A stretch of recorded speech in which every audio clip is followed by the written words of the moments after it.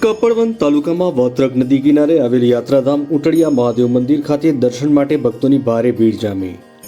મહાશિવરાત્રિના પાવન અવસરે શિવજીની ભવ્ય શોભાયાત્રા નગરમાં ધામધૂમપૂર્વક નીકળતા ભક્તોએ દર્શનનો લાભ લીધો।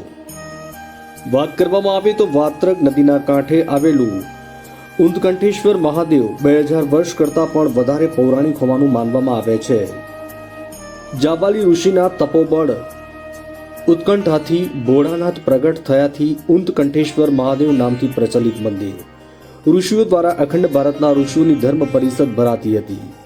જાબાલી ઋષિના તપોબળથી અને તેમની ઉત્કંઠાથી અહીં ભોળાનાથ પ્રસન્ન થઈને પ્રગટ થયા હોવાની પૌરાણિક કથા આથી મંદિરને ઉત્કંઠેશ્વર મહાદેવ તરીકે ઓળખવામાં આવે છે।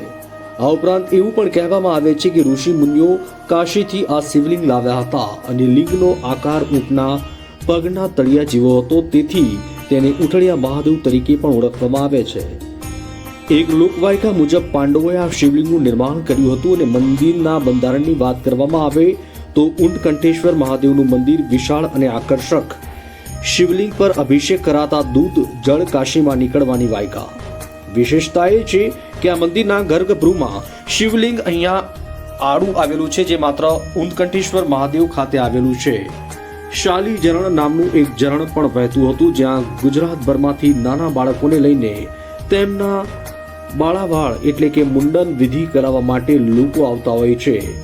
શિવરાત્રિએ ભરાતા લોકમેળામાં મોટી સંખ્યામાં દર્શનાર્થીઓ ઉમટે છે।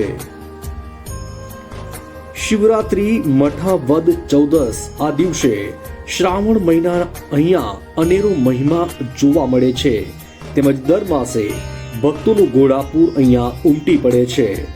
દૂધ અને પાણી અભિષેક કરવામાં આવે છે, જે કાશીમાં નીકળે છે તેવું માનવામાં આવે છે।